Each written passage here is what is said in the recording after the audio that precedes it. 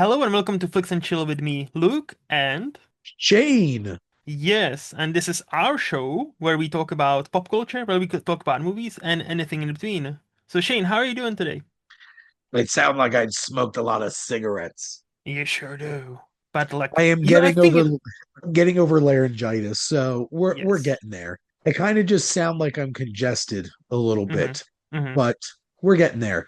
It's been rough. The past 2 weeks have been real rough because I'm like I use my voice way too much in both my real job and then this too, and I'm like Yep.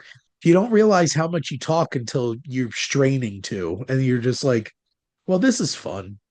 It's always the same like with any disease, like like when you have a stuffed nose, you you appreciate it when you don't have a stuffed nose after you've got it. It's like, oh, remember the time when I didn't have to deal with this? Those were great times. And then get cured and get better. And it's like, oh, this is my normal. I don't have to appreciate this because like this is how I exist. So, So sometimes I'm like, does my Flonase really help that much? Mhm. And then there's 2 days I didn't have it. And I'm like, wait a minute. I'm like, I didn't realize how hard it would be to breathe without my Flonase. Yep.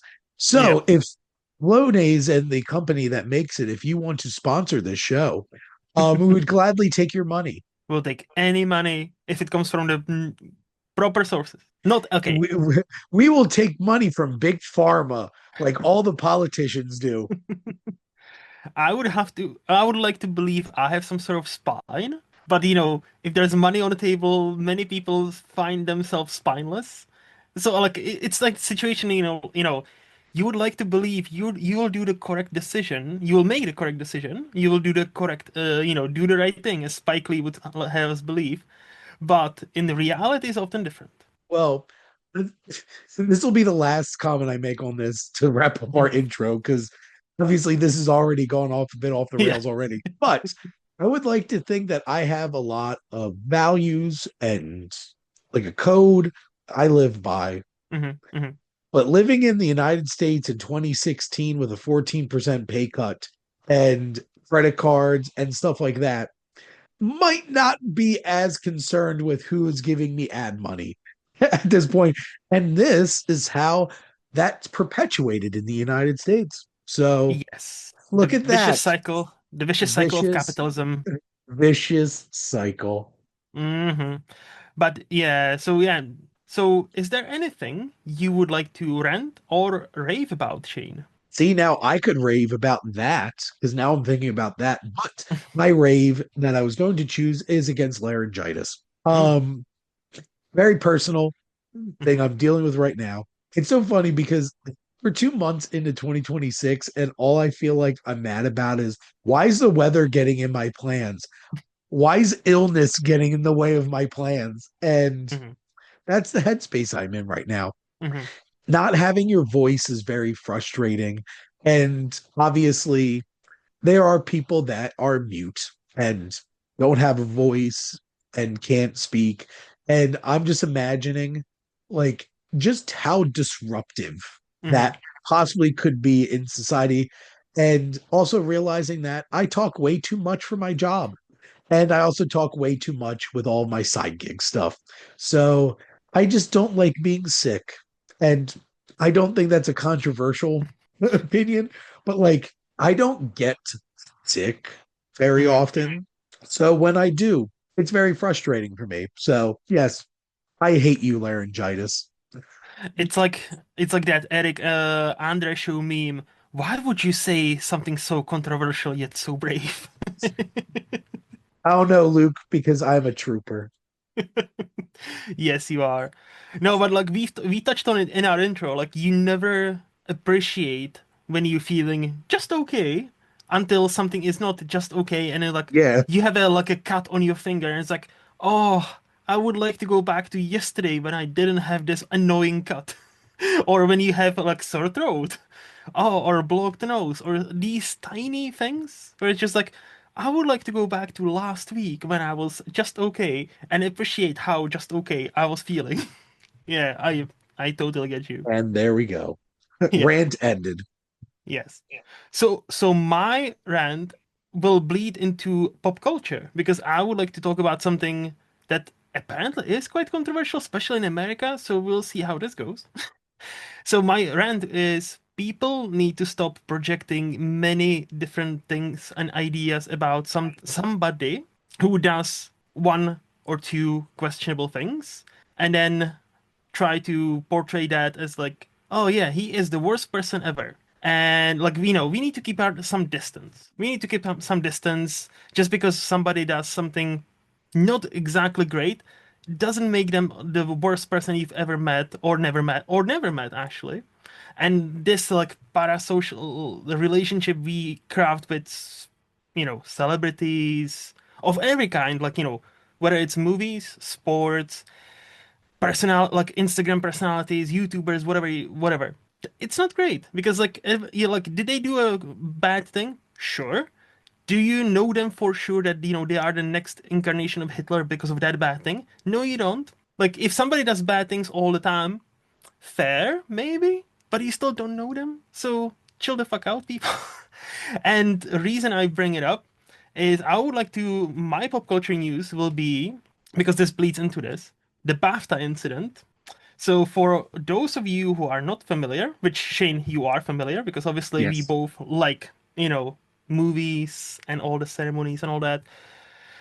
So last week, because we're recording this Saturday, so last weekend, BAFTAs happened, and unfortunately, this happened. John Davidson, a man who had a few documentaries made about his Tourette's, and now a movie called I Swear, Yep. was in attendance. And unfortunately, the clip that went viral was him shouting the N-word at the Delroy Lindo and Michael B. Jordan. So many people quickly said he. I've seen many takes. I'm not gonna name any names, but I've seen many takes like, "Oh, it's weird that only this word happened and nothing else," or that's why he meant it, and that's why he is racist, and that's why. Oh, and I'm like, really? Jesus Christ, people! Because like here, so and like not to offend my American co-host or but it seems to be split between genuine. It seems to be between rest of the world and Americans because like America is usually the reactions I see from most Americans is like, oh, he's a yes, he's got Tourette's. We understand, but also that's a bad word and that means he's a racist. End of discussion. And I'm like, no, literally the movie. I haven't seen it by the way, but literally the movie shows you how not controllable those sticks are and should he have said it? Of course not. But again, he's got a condition that the worst thing that pops in his mind, he will say. For example, I didn't know, but in one of the documentaries, when he's getting an OBE, I believe, from the Queen before, when she was still alive, he shouted apparently in her face, "Fuck the Queen." Do you actually think he hates the Queen? No, he was nervous he's gonna do something like that. And he did. But even the Queen kind of understood. Or even the royalty, like, royalty didn't label him like, unwanted and then had him decapitated. They understood he cannot control it. And so my point about this, well, if you want to blame anybody, because of course we live in a society where, it must be somebody else's fault, right? Somebody's fault we need to be angry at. BAFTA, BBC. Let's start with BBC. So this isn't the only thing he said, but apparently BBC decided, or it slipped through the cracks, only this incident because host Alan Cummings, I I don't mean, remember. Yeah, Cumming. Yeah, he is a gay man. So there was two instances of him shouting a gay slur at him. You can imagine which one. When Paddington was on the stage, he shouted "fuck marmalade" apparently. And when there was a category about like children or family movies, he shouted like "fuck it's them kids" or kids. yeah, yeah, yeah. So, and this is my point. This was 2 hour delay. Literally, the ceremony happened not live. So BBC had 2 hours to edit everything. They did, but apparently this one slipped through the crack. And also, what they happened to edit, three different people said "Free Palestine," and Yeah, they they just ended that happened to out. exactly, and they just happened to edit all of those three. I mean, the Interesting. BBC is racist. The more look, ever since that Sunday, ever since that incident, many new information has come out, and the more I read about the situation, the more I'm convinced that A, stop hating on a guy with Tourette's who cannot control what the fuck he's saying, even when he says a bad word, which is again, nobody's saying this is not me making an apology for him. This is not me saying he's got the pass. He's not Quentin Tarantino. No. Unlike Quentin Tarantino, Quentin Tarantino can help himself. All I'm gonna say. He just chooses not to. Correct. But he literally cannot control himself. It is like a literally medical condition. So just to try to label him as, well, it must have been on his mind. He must be racist despite his, disease. No, watch the movie, watch documentaries about this man. Like he did, and like he escorted himself out of the room after this incident. He wasn't escorted by BBC or BAFTAs. He chose to finish that ceremony with a TV screen in one of the dressing rooms because he understood that he caused discomfort to Delroy Lindo, Michael B. Jordan, everybody around him. And he was afraid he would do something like that. So that's just, if there was only a movie or documentaries you can watch to understand the condition. I know, right? So if you want to be mad at somebody, be mad at BBC and then be mad at BAFTAs. Because Delroy Lindo himself said, like, I understand that he's got a condition. I'm not even, like, I'm paraphrasing. He basically suggested he's not mad at John Davidson. He was kind of mad at BAFTAs that nobody after the ceremony have reached out to either him or Michael B. Jordan and say, hey, it was a very shitty thing that happened to you. You guys fine? Like, nobody, like, they obviously issued like a proper apology like a day later, right? But in a room, after the ceremony was over, Delroy said nobody from BAFTAs, nobody from BBC reached out, or no person official person came and like basically offer like not even apologies, but like, hey, you good? Like, this was a shitty situation that happened. You good? Seriously? Apparently, That so is that's that's what I'm saying. Instead of being mad at this on John Davidson with a man with Tourette syndrome that cannot help him, literally cannot help himself. Instead of being mad at this one guy with a condition that makes you scream the most awful shit that comes to your mind, and because of that he's got literally no filter. Instead of being mad at him, if you really need to be mad at somebody, BBC, BAFTAs, write them an email or two, very strongly, worded, please.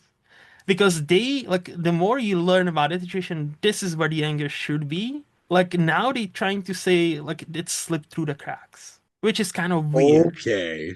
I know, right? I'm not a conspiracy theorist. My conspiracy theory is they wanted a viral moment. I genuinely cannot explain it any other You way, should have left the F especially them kids moment in. yeah, I was gonna say, especially when they happen to catch all the other ones, and especially when they edited out Free Palestine three different occasions. Which is weird because UK, by the way, is one of the few states that actually just recognized State of Palestine as an actual state. That was in the news about 2 months ago. So bizarre. Like so yeah, that's my rant and pop culture kind of over. What about your because you're American and many Americans like basically, oh yeah, I understand his condition, but he's kind of racist. What is your take about this, Shane? My first reaction was I had questions because I don't thoroughly understand Tourette's. So I needed to understand that this Hmm. is something they literally cannot control. There's not much you can do about it except removing yourself from a situation, which he did afterwards. Yes. So, my contribution to this is I'm not a doctor. Hmm. I don't know enough about Tourette's to make an educated comment about the situation. So, I shut my mouth. I also have Which not. the moral of the story is Yes. if you're not informed about a situation, shut your mouth. Okay, I'm not gonna talk about it anymore. I'm sorry. Just I'm particularly mad even more now at the BAFTAs for Yes. not showing. basic courtesy to actors that were put in a really uncomfortable situation. Hmm. Hmm. And I think the funny thing is, probably most of the people they're getting all riled up and saying a whole bunch of shit about this are white people, Hmm.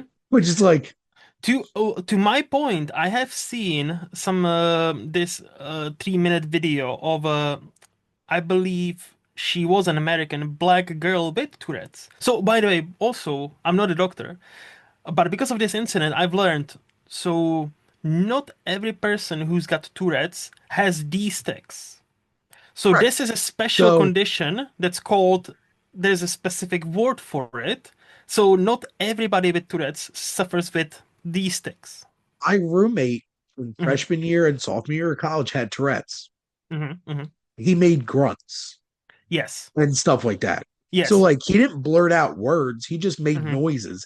And I unfortunately was in situations where some of our faculty made very ignorant and dumb comments and Hmm. made my roommate feel really uncomfortable. So Yes. like it manifests in different ways. I know that at least because of actual experience Hmm. living with somebody for 2 years. And here's the thing, he never talked about it. Hmm. Hmm. So like I didn't learn more than that because like he didn't really want to acknowledge it or put something on it. And Hmm. some people with conditions feel much more open about talking about it and want to be advocates for it. And some people don't want to talk about it. And Hmm. I wasn't going to pry. So yes. So I understand this is a very specific version of Tourette's Yes. and that I still don't know that much about. So I'm not going to get all upset about it. But what were So you going to say about that video? I was gonna say, like, so I did a bit of research because of this, because again, it is a fascinating debate. It was a fascinating thing that unfortunately happened. Because like nobody's happy. I don't think anybody's happy that it happened, right?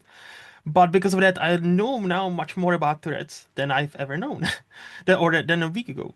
And there was that thing where even this black American girl was basically even on that video you can see her like swearing, like flipping the bird to the camera and explaining how same thing what I'm saying. Just because he said the N-word, which is again unfortunate, he shouldn't have said it, but he doesn't have any control over it because basically from everything I've read about this condition, everything I've heard about this condition from these people who actually have the same condition as John Davidson, no, this doesn't reflect your character. This doesn't reflect your beliefs. You will literally see a person. So if he sees a fat person on a street, he'll say, "Hey, you fat fuck," or something like that. He will say the first thing, the first mean, like the worst thing about any person. So, if there was an Asian person, there would probably be some, Asians were, again, like he picks on apparently the way it works, your brain hyper focuses on anything that could make you hurt the person you're seeing, and you have no way to stop it to basically from coming out. That's why, like, even in that documentary, like, fuck the queen, literally in front of the queen when she was still alive. But he did become, she did give him the OBE because this guy, John Davidson, he's dedicated his entire life, and he's like 50 something now, I think. He's dedicated his entire life to actually shine a light on this and how involuntary it actually is and how it doesn't reflect your character. If he calls you a fat fuck, you know, that doesn't mean he actually hates you. Or if he calls you something else, that doesn't mean he hates you. It's just something he cannot help with, help himself with. Like, I think, and also the fact that he has not been escorted, he escorted himself because he recognized, like, that's the thing. Self-regulated. Yes, just because you cannot control it, and I think that's also an important distinction. Just because you cannot control it doesn't mean you cannot comprehend what you've done, what you've said. Because those people, they have their Tourette's, they are not idiots. So they understand they hurt people. So that's why he removed himself from that situation because he understood, oh, yeah, like this is not gonna go well. I need to go. I need to go. So my one last contribution to this Mhm. conversation is how close to the stage was he? That was the other thing about the BBC, Because blame like BBC. So apparently there was a mic quite close from him. No, so like genuinely this is why I'm saying I'm not a conspiracy guy. Trust me, I'm not. But like in everything that has come out since about this incident, BBC wanted something like this to get the views, to get the clicks. Maybe they thought, oh, this will be great to shine a light on this and have a debate, public debate. I don't know what their intention was, but this was fucked on so many levels, but not from John Davidson. It was fucked all on so many levels from BBC, from BAFTAs for not reaching out to Delroy Lindo and Michael B. Jordan. It was a shit show. He might have started, but everybody else that actually can control their language, can control what they're saying, what they're doing, didn't do anything but public Facebook apology a day later. So mismanaged shit show. There was something that was supposed to be Winnie Musaku won for Sinners. Ryan Coogler became the first black man to win a BAFTA for best screenplay. Yeah. So like instead of focusing now on those fucking great things, we are focusing on this one, and then many people calling this poor man with Tourette's racist, that he must have an awful heart. And I'm like, Jesus Christ, It's people, an like awful condition that exactly, he it's an has to awful deal with. condition. Yes. And so to wrap it up, oh by the way, when I went to Letterboxd to check out the I Swear movie made about him, I was so shocked that you haven't rated it. You haven't logged it because I'm like, I am so sure Shane would have seen this. This doesn't come out in the US until April, Yeah, May. okay. Okay. So I'm waiting on my screening link. hmm Like So now, yeah. it it hasn't released here yet. That's why. Yes. Yes. So Shane is saying, I'm not slacking. I'm just, I haven't had a chance yet. Yes. Fair. It's unavailable for me yet. Yes. So No, but that movie, not only because of the lead guy, quote unquote, stole the BAFTA from Leo and Timothée Chalamet, kind of mixing up the Oscar race a bit, but yeah. also because of him winning for that, he totally wasn't expecting it. I'm like, okay, I need to watch the movie now and to even further understand the condition. And that's what I would like to end on. If we were to actually now watch the movie, maybe even the most hardcore people that somehow manage to believe, make themselves believe he is racist, maybe they'll actually back down and say, I was wrong. But yeah, anyway. Well, hey, and like I was already excited for the movie when hmm I got they started promoting in-person New York press screenings in January. mm And I got an email about him like, oh, I'm excited to check this out. hmm And obviously I haven't got a chance. It 2 days ago was the first in-person press screening in New York City for it. So hmm I'm waiting for them to pass along the press link for me. But I was already excited about it. Then he won Best Actor at the BAFTAs. Then I'm like super excited about it. And now Yeah. it's just like, holy crap, there's so much attention on this movie now. hmm And wild. It is Um, wild. Either they're idiots or there was some malicious string pulling here. Because, like, yeah. So that topic.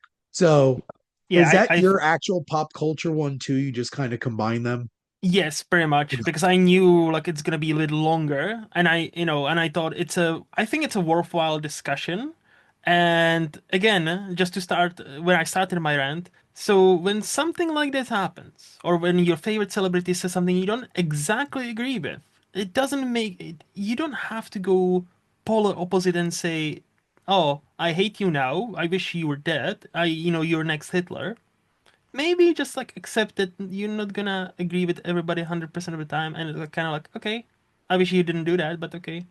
Can we save the "you're the next Hitler" for actual fascists?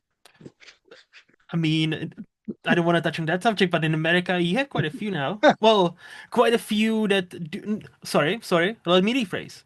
Quite a few people who don't like to be called fascists, but they do everything in a fascist playbook that has happened in Nazi Germany in 1930s. Yes. So, kind of segue into my Okay. pop culture thing. So, all this discourse about the sale of Warner Brothers. Ah. One, I wish they weren't selling Warner Brothers. Mm-hmm. First off. Hmm. Second off, Netflix would have been a bad choice. Paramount's a bad choice. Any big media company buying Warner Brothers is a bad choice because there's already only a select few massive media companies at this point, and this is getting full blown oligopoly up in here. And this is why you shouldn't be allowed to own so much media like this. There's antitrust laws that are 110, 15 some odd years old in the United States for this very reason. And what's most frustrating is if this Paramount deal goes through, you know who's not going to block it because the president of the United States is best buds with the family that owns Paramount. And politically, the president would want them to own CNN and all the media aspects of Warner Brothers because, so they have control of that. This makes me so mad when political BS is getting in the way of art and movies. We can't have nice things. Warner Brothers has made so many really dumb financial decisions Hmm. in the past 25 years. Some of those really dumb financial decisions are my favorite movies. Mad Max Fury Road, who in their right mind would give 70-year-old director $150 million to go off into the desert for 8 months? Hmm. Fury Road was not a giant box office success. Nope. An even dumber decision was giving a relatively unproven, very talented French Canadian director, Denis Villeneuve, $175 million to make a sequel to a movie that bombed in the first place, Blade Runner 2049. Hmm.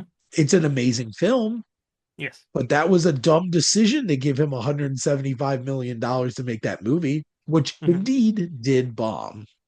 So I don't agree with all of Warner Brothers' business decisions, but they're one of the bastions of actually letting, like a big studio letting filmmakers do their thing. Hmm. And unfortunately, that's changed a lot in the past couple of years because they screwed over Christopher Nolan. They're screwed over Clint Eastwood, who has been who has made them so much money for the past like 50 years. This whole discourse right now is just really frustrating, and I am going to be very upset if Paramount winds up buying Warner Brothers. And at this point, it's not, no matter if it was Netflix or Paramount, it's not good for movies.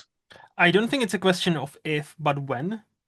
There's some things popping up now that this may or may not go through Hmm. because of some people in the government who actually want to do their jobs might try to block it. So You mean to tell me it, President of the United States would do something to enrich himself? Really? this president, yes, 100%. Um, because the thing is, our midterm elections could make a big difference in this situation because Congress can block this. What do you mean midterms elections? Those things will not happen. That's a whole other thing. Can of worms you'll have to deal with in a few months when he actually fucking cancels them.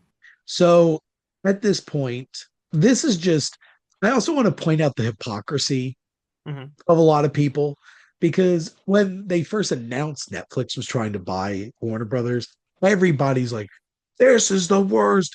Netflix is horrible. They're going to ruin Warner Brothers. And then the second Paramount entered the chat and then started getting the leverage here, they're like, this should be Netflix buying them. I'm like, okay.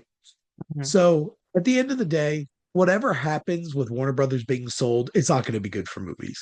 No. And I don't like whichever slippery slope either of those options would have turned out to be. Obviously, the Paramount one's much more problematic from a macro level of society. So And we it's a do live sad in a day for society. movies. We Yes. do And indeed.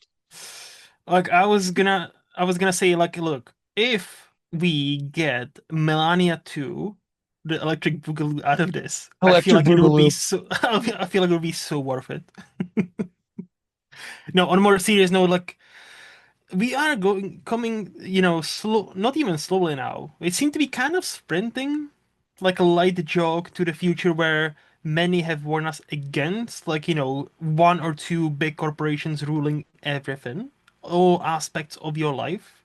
Yep. And many movies, novels have been written against this very thing that's happening right now. And about President being cozy with one of the, yeah, as you said, with the CEO of Paramount being best buds and all that. But many people now choose to just ignore it. It's like America now is running on that. Oh, you cannot do that. Well, is it written someplace? Yes, it's written right here. Oh, sorry, I'm cannot read for this very specific minute. I will do it anyway. Who's gonna stop me? Make me stop. Somebody stop me. And then nobody stops him, and people are like, well, who's gonna stop him? And this has been a cycle for pretty much most of his first term and all the second term. Like every time Mr. Trump, best president ever, as we all know, as he would tell you, every time he does something, he's like, no, no, no, he cannot do this. He would cross this line in the sand we've had for centuries. He crosses the line. Oh, we didn't think he would actually do that. Well, fuck. What are we gonna do now? Nothing, apparently. So, at the end of the day, this is just bad. It is. And specifically talking about from a pop culture standpoint, whatever happens with Warner Brothers is just not going to be good. This slippery slope started when they allowed Disney to buy Fox. Mm. Honestly, in hindsight, they probably should not have let them do that. Or Amazon MGM. Like, That too. And like that still makes me gross every time I see the MGM line pop up and then it's like an Amazon company. I'm like, yeah, that's so insane. the And only I'm thing like, is at least they mhm, put most of their movies in theaters and I actually guess. give them it's just the visual of that Yeah. is gross. And I'm really like now I'm seriously worried about James Bond as a franchise. Only Um, now? Only well, now? well, yeah, now that Amazon owns all the rights to it and the Hmm. Broccoli family are no longer Yep. involved. Yeah. Oh, that's what I meant. Like, I've been worried ever since, like, that got sold to Amazon, and I'm like, oh, because it happened a couple of months ago. I'm Well, like, well, yeah, like yeah, in the context of my yeah, yeah, life, I've been watching James Bond since I was 8 years old. So, like fair. now, right Hmm. now, the past 6 months since this has happened, now I am worried about this franchise. So, but yeah, The only thing that gives me a slight comfort, it seems like Amazon actually wants to rectify a mistake they've done in the past, or a Bond franchise has done in the past, and didn't let the big directors that wanted to direct James Bond movie actually letting them direct, like Denis Villeneuve. yeah, but he So doesn't have final it's cut. that's the thing. So like, will he? Well, to be fair, look, just because it's still like I don't think it has been officially announced, but it's been strongly hinted at by many people. But you know how these deals are? Many things are strongly hinted at and seems like a done deal, and then something falls through, and it will not happen. But hey, I hear Ratner is available, and He's he's he's too he's busy being Paramount's second biggest creator behind Taylor Sheridan. Mhm. Good guy. Oh, like I hear only great things about him. Like Rush he's Hour not 4, everybody. he's never been problematic once, so all good. Yeah. But yes, It is no, it is a sad world we live in, like from both political perspective, pop culture perspective. We can only hope for the best, but the light at the end of the tunnel really seems like the train that's going to crash our face. woo woo. Woo, woo. Chugga, chugga, chugga, chugga, chugga. Yep. Anyway, anything else you want to add to that? Nope. Okay, I think we can move to something a bit more happier, maybe less controversial, even though we will talk about a few controversial things, and it's the Oscars. Not this year's Oscars, because that hasn't happened yet, Yep. but we're gonna do an overall of Oscars. What do we think about them? Some of our, I think we talk about a bit of the production, like, how we like the shows and all that, like just the general perspective. Yes.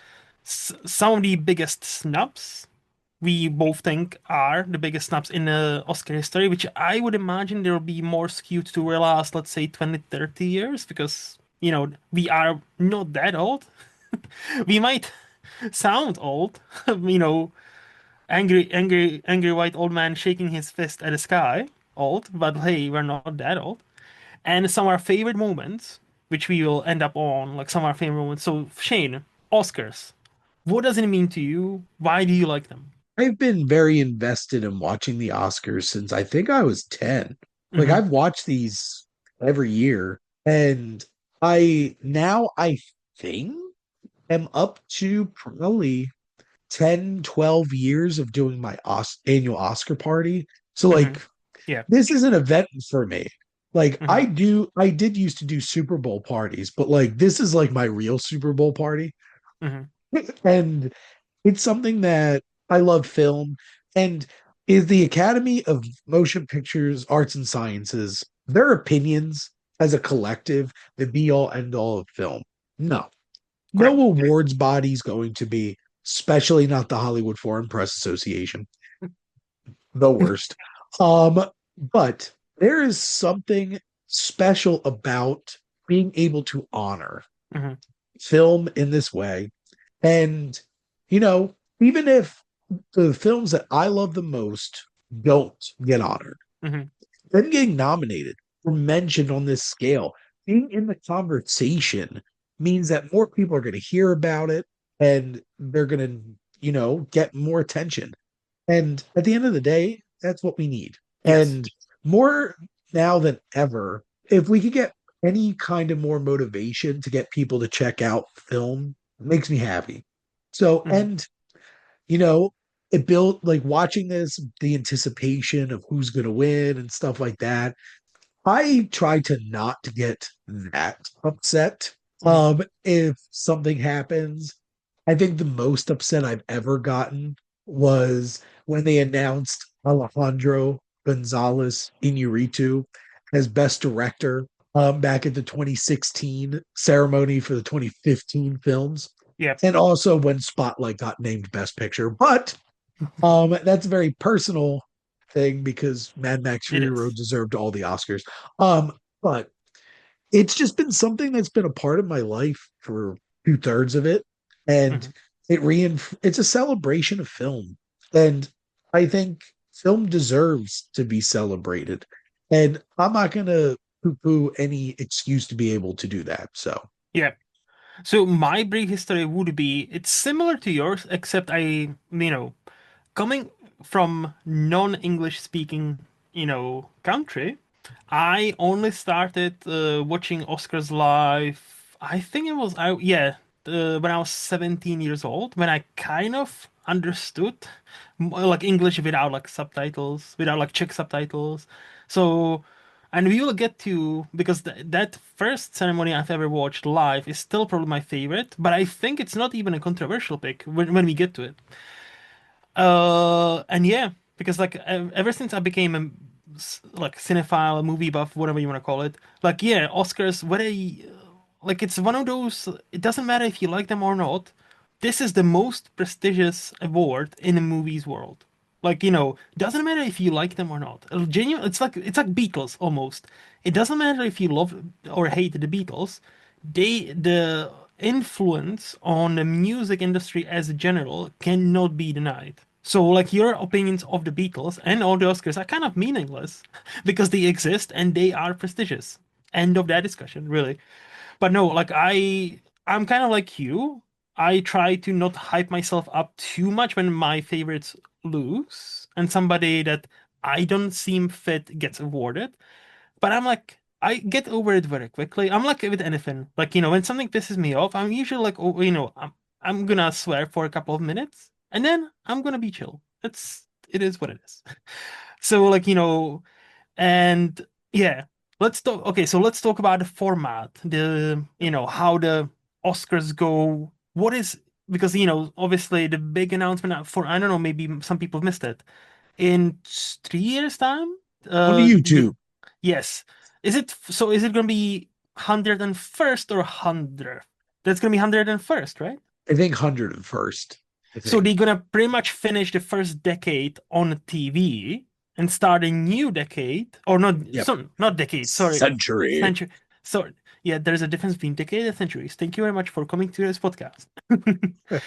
I'm learning so much. Yeah, and they will start a new century on YouTube.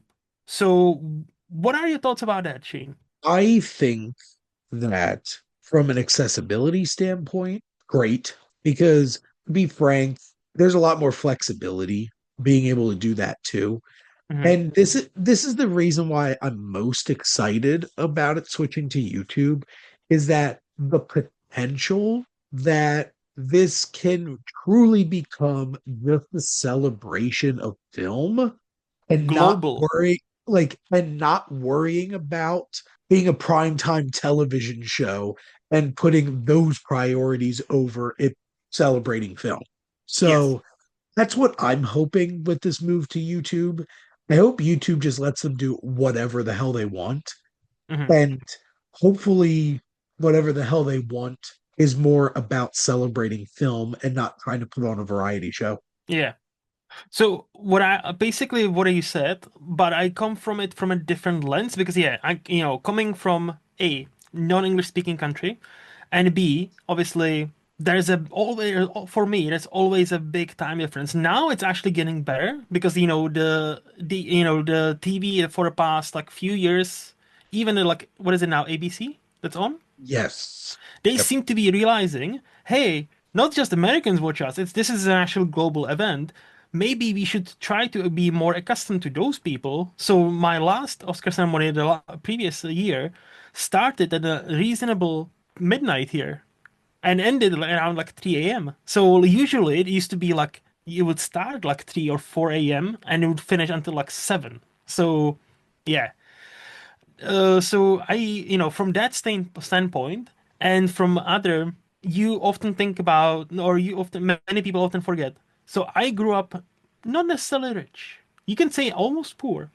So for me, in a good old age of 2008, 2010 internet, without like all the GDPR stuff, DMCA stuff, you could find some dodgy Russian link where you could watch it live, but it would be pixelated. You always, had the hazard of, hey, maybe I'll download, virus or two into my PC, but I will watch the Oscars. Then halfway through that ceremony, the link would stop working, so you would have to quickly go to Google and find a new one. Like I don't know if I know you cannot relate because you always watched it on TV. It's all good. Yes. But I think if we have any international viewers, I genuinely think there'll be many stories like mine. Now I can afford to pay for it. So like I actually, I'm paying for the TV that takes the broadcast, so I don't have to pirate it anymore. So I had a similar feeling with professional wrestling Mm. because back when WWE was still pay-per-view, they were $50 a piece. And like my family shelled out for WrestleMania. Mm. I had a WrestleMania party, and my grandpa would always get me Survivor Series for my birthday Hmm. because it was the week of my birthday. Any other one, you were looking for websites that were like streaming Yep. them, and that's like what we did in college until we found out Buffalo Wild Wings aired them, and we Ooh. just go there instead. But I've been there trying to find like live broadcasts on the internet and just being like, please don't destroy my computer. Yep. Please don't Yep. destroy my computer. But no, See. like that's commitment though, Lou. That's commitment to I cinema. I know, right? And again, like I was like even when the ceremony would start like 2, 3 a.m., ever since like 2008 or 9, I think I only missed like 2 or 3 ceremonies ever since. Yeah. And yeah, but again, now I can afford to pay for it. It's much easier. I'll just switch on my TV, beautiful resolution, all that good stuff. So going back to YouTube, I love that move because it makes it proper not only global, but Mm. B, I think maybe if it was my way, it would be more tailored to rest of the world than Americans, meaning hey, maybe in America you would have to have it at like 8, not 8 p.m., like 8 a.m. or whatever, something like that. I know it's not gonna happen, but hey, This Mhm. this show should start at like maybe 1 p.m. in like California. Yes, Like there's no reason this has to be yeah, like prime time on a Sunday for correct, East Coast United States. Like correct. bump this shit up. Like Come And I on. think I would hope YouTube would understand that because like if they are truly hopefully gonna turn it into like a global celebration of movies, they would want to tailor to as big of a all global audience as they can. And that's my last point with the YouTube thing. YouTube is free. Sure, like I think now you need to like create an account and you will get an ad few like Oh, to be and fair, those. you just need a Gmail account. Yes. But So also, like, yeah, and you will get annoying ads. Yeah, 100%. But it's still, no matter where, if you live in UK, in America, if you live someplace in Africa, someplace in Asia, as long as it's not China, big firewall y- of China is a big thing, and yep, YouTube is blocked. But also they use VPNs. Like, it's definitely opens up the door to like, hey, this doesn't feel like it's a celebration of movies, but only for Americans. I really like this step as long as they don't fuck it up. To be fair, I don't expect the first couple of years to be any different. I think they will just take what works, I hope, and like slowly start to, hey, what if we did this instead? I really hope they've learned the lesson of, oh yeah, let's give out these awards when with ad breaks or before the ceremony when nobody can see them to shorten. No, no, no, fuck that. No, if people won an Oscar, they should be given the Oscar in real life, not commercial break, not yeah. before the ceremony. Just so I really like this. As long give big if YouTube does the correct thing and doesn't try to do anything extra fancy schmancy or doesn't announce, hey, by the way, you wanna watch live Oscars? You need to pay. Hmm. There's no reason that this can't start at like this can't be like a morning thing. Have an Oscar Mm-hmm. brunch, go right into the ceremony, and go to town.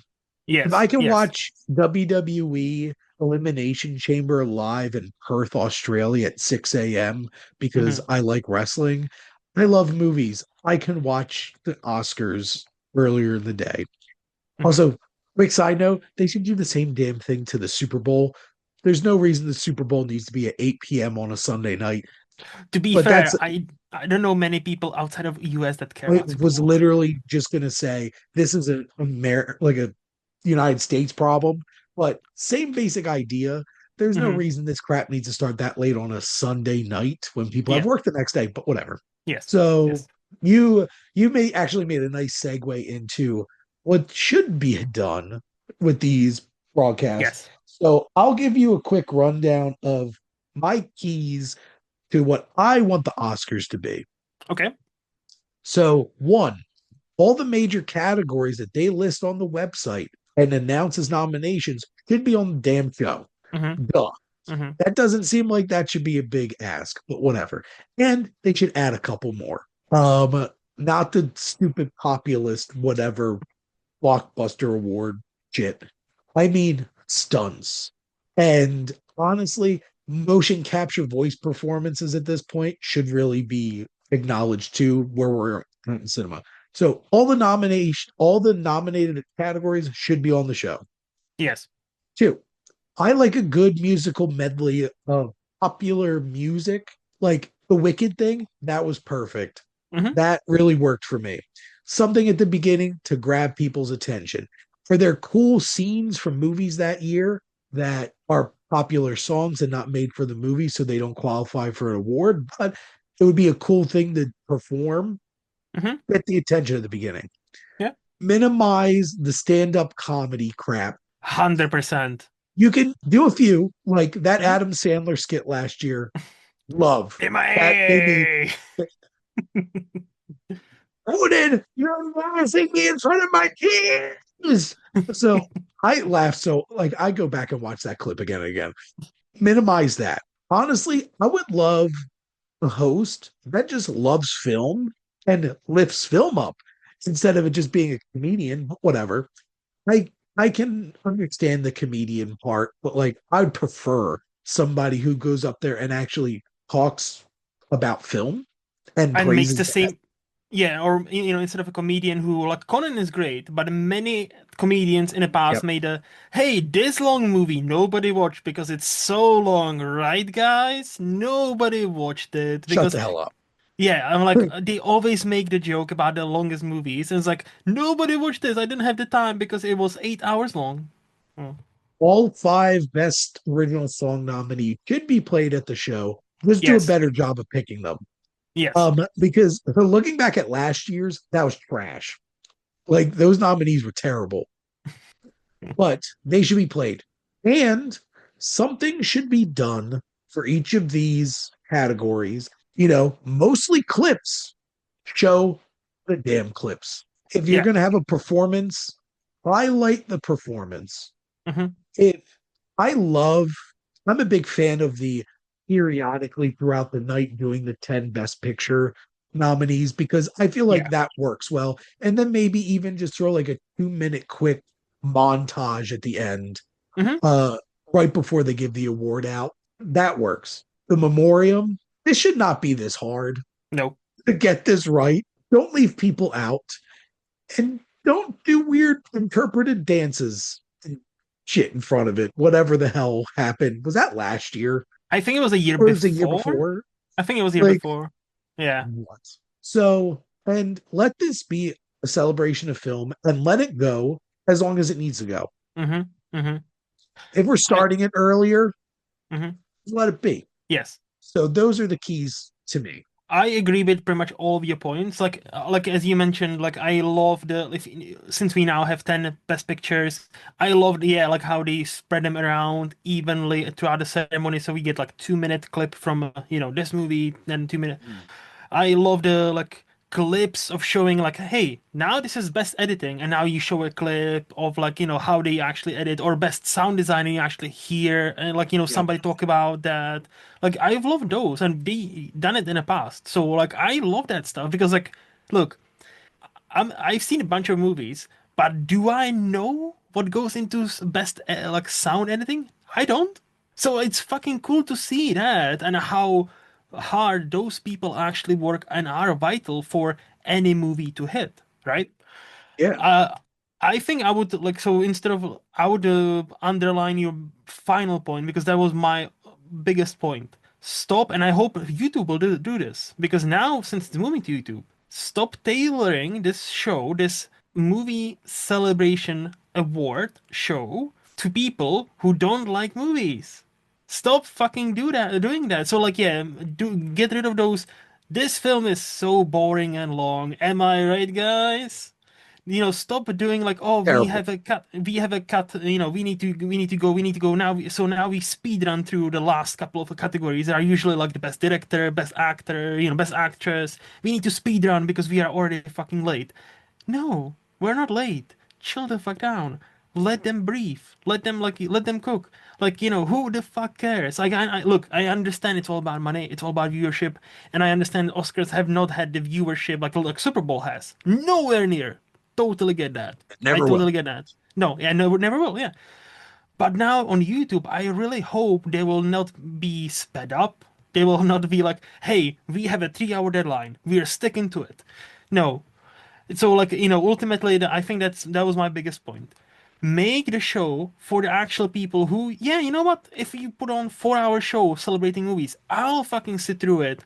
And if many people will not, great, they will not watch it. Guess what? Because it's not for them. Like I don't watch Super Bowl. I don't give a fuck about American football. That's why I don't watch Super Bowl. It's as simple as that, people. It's as simple as that. I watched the Super Bowl, not for the commercials, not for the halftime show, because I actually like American football.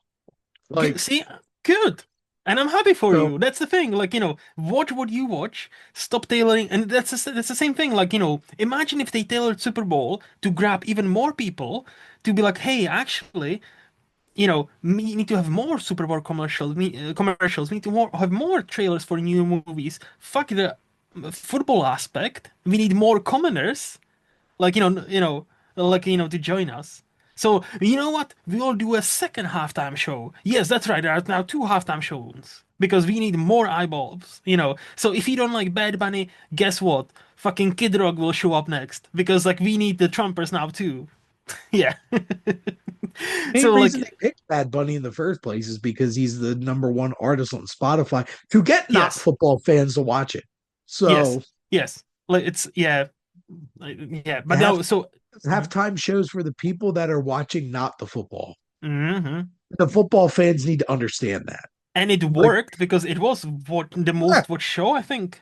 it was literally the most watched halftime show ever. So It's almost like if you have the most popular artist right now, like people will tune in. here's the thing: nobody's asking me who I want to play at the Super Bowl, and if they did, it would be Weird Al Yankovic next year. But whatever, Yeah. because he'd put on a show. It'd be fun. I feel So like Weird Al is one of the few celebrities in our like splintered, world where we fight about everything. I feel like Weird Al is genuinely one of the few we can all agree on. I feel like it's one of those like, yeah, everybody seemed to like him. So like, I feel like it would be actually a really good choice. but anyway, Yeah. so are there any other things that you specifically, Luke, would want to see out of the Oscars? Well, you mentioned, well, we know stunts are coming. So that's Yes. the That next year, I one is believe. certainly Yes. coming Yeah. soon. I definitely like when you touched on it, like the best motion capture or like or a best voice performer, like an animated movie, not just like voice capture, but like an animated Yeah, movie where obviously the animated movies they are not capturing the movements of the actor, right?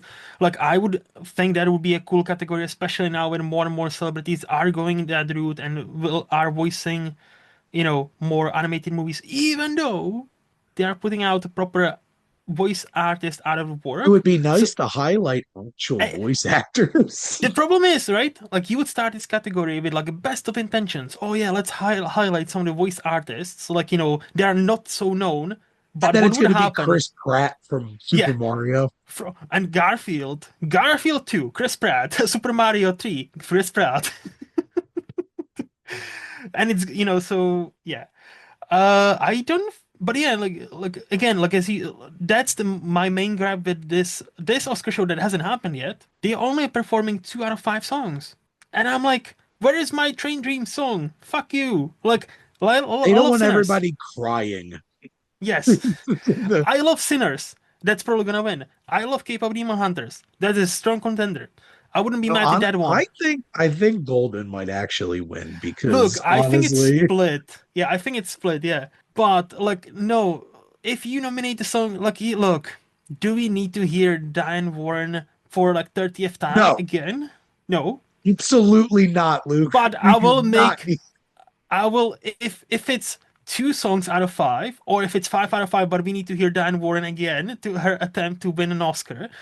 I will make the sacrifice. I'll listen to another Diane Warren song I against would like my to return consent. to my point earlier where I said just make the nominees better, and that's Yeah. exactly what I was talking about.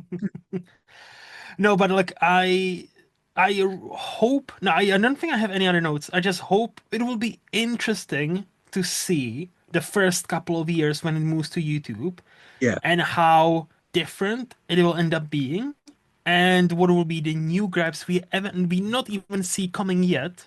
I think it'll be an interesting time to watch Oscars when it moves to YouTube. Yep. So now, do we? You know what? Snubs. Yes, I was gonna say let's start on the negatives, quote Yep. unquote. How many of would you believe are biggest Oscar snubs do you have on your list? Oh, I have plenty that I could talk about. Of I guess it course. depends on how much we want to. Because like there's some that really bother me, Hmm. and I could throw out like if we wanted to go like three really strong ones that I really care about, and then there's a bunch of them that I could throw out that Sure, really let's care. do. You know what? You know what? Yeah, let's do like three. We really, and that gives me a choice. If you mention somebody that's on my list, I will be like, yeah, that's also on my list, and I can skip that. Okay, let's do three very strong ones and like some honorable mentions. Yeah, okay. Well, Please start. number one for me I wonder what it is is. I wonder what that is. is best director and best picture for the film of 2015, and it's Mad Max Fury Road. Because I know. how did they not like? Okay, it's weird. I can understand it probably not winning Best Picture. It Mhm, should have, mhm, but whatever. But mhm, how did you not give George Miller Best Director after they won every single technical award? Every single person was like, "This would never have been done without George Miller," and you're just like, "Nah, I'm not gonna vote for him." Just it is one of the most impeccably directed pieces of film ever. Hmm. Obviously, I'm very specifically passionate about this very one. So that's the one that I'm by far the most passionate about. See, this reminds me what would happen in 6 years' time, where Dune Part 1 won all the technical awards, but unlike George Miller, Denis Villeneuve was not even nominated. So I'm like, yeah, but look, I think I can contest the movie, as you said. Like I'm a bit higher on Spotlight than Fury Road, and I like, but this is not. We don't have to get into this now because this is a longer conversation. But like for the best director, yeah, it's very hard. Like I genuinely wouldn't be surprised if when let's say if they ever do something like we will reveal how many people voted for X, these directors. I genuinely wouldn't be surprised if it was very close between George Miller and you know and Alexander Gonzalez Iñárritu. I genuinely wouldn't be surprised if it was Mario of like maybe tens of votes. I Like, yeah. I'm well, first off, I'm not saying that AGI didn't direct the hell out of The Revenant Hmm. because he did. I think in context too, he literally just won the year before too. Yes. Birdman. I'm like, you really need to double down on that. But Hmm. Fair. that's my first one. No. Do you want me to do all three or are we switching No, back? no, no. I think we'll just take turns. Okay. So for me, my strongest out of my list. You know what? I've been battling, saying this for a while. So yeah, I think this probably will be the strongest. Naomi Watts not being nominated for Mulholland Drive. Like, if you watch Mulholland Drive, whether you understand what happens or not, that's a different discussion. Fair. The fact that Naomi Watts has not been nominated for that movie in that year, like to me, it's totally insane. Like it genuinely doesn't make any lick of sense, especially when I still think of her as an Oscar winning for like I think like she was nominated for 21 grams, like two or a year or two after. She didn't win. She still has not won an Oscar, and that kind of feels wrong. That kind of feels like this reality is weird because like because she is not an Oscar winner. And in my mind, she has been for a while, but it's not. And especially for this movie, and I'm like, what? I don't genuinely don't get it because this is like one of the like this is 2001 movie, right? Still to this day, this must be one of the 10, 15 best performances of this millennia so far. It's wild that movie literally only got a director nomination. For David Lynch, yes. I feel like the Academy as a collective we're just like, This was too weird to nominate for what Best is Picture. this? Yeah. But like we acknowledge that the directing of putting this all together was really impressive. Yes. We have no idea what the hell to do with it. So we're just gonna We don't understand ah, it, so no best screenplay for you. We don't know what that movie was, so no best movie that doesn't make sense. But hey, the directing was spectacular. So David Lynch, you're one of us, my dude. Let's have at least nomination. oh my god. Now Naomi Watts' performance is really impressive. And Hmm. I'm trying to remember who won. Um, or even who was nominated in 2001 for Best Actress. See, had we Um, been a better podcast, we would have done the research. there we go. Um, I guess my number two, and this is going to sound insanely greedy, Okay. but I know Return of the King won 11 Academy Awards, but how the hell did Andrew Lesney not even be nominated for cinematography? Hmm. Like somebody, all of those voters watched Return of the King, or Hmm. maybe they didn't because only now do they have to actually watch the movies, right? Um, they watched Return of the King and saw that lighting of the beacon sequence, and we're like, you know what? That's not that impressive. That I could doesn't do look it that better. great. And I'm just like, how did that even not get nominated? Hmm. And like I said, this sounds really greedy because it got nominated and won 11 Academy Awards. But honestly, it could have broke the record and had 12, to be Hmm. frank. And I feel very strongly about that because my favorite Academy Award category is cinematography because I love how films can look. Yeah. And that's cinematography. Like that's how that is. So that is one that I'm just like, that makes no sense to me. Hmm. I will have more coherent thoughts when I finally rewatch the Lord of the Rings trilogy. So, tune in whenever that happens. But I Luke, believe you. controversial opinion, they look great. I know, right? But no, like to me, that is because I knew it won 11 Oscars, right? So like I obviously know that. To me, that's surprising that one of them wasn't for cinematography because I always thought it swept all the technical awards. No, it didn't even Hmm. get nominated for cinematography. But the weirdest one that it got original song. Because Into the West, the Annie Lennox song that plays over the credits, got Oh, nominated and won. okay. See, like I haven't seen that movie ever like for the last 20 years, so like I didn't even I was like, What the fuck? So And it what?" got zero acting nominations. Which like look, I can kind of understand that. Like Well, because it's hard when you have like a and literal ensemble like that yes, to talk about people out. miscasting. Oh my God, Mm, that would have, if that was an award, this would have ate that shit up. Like yes. 100%.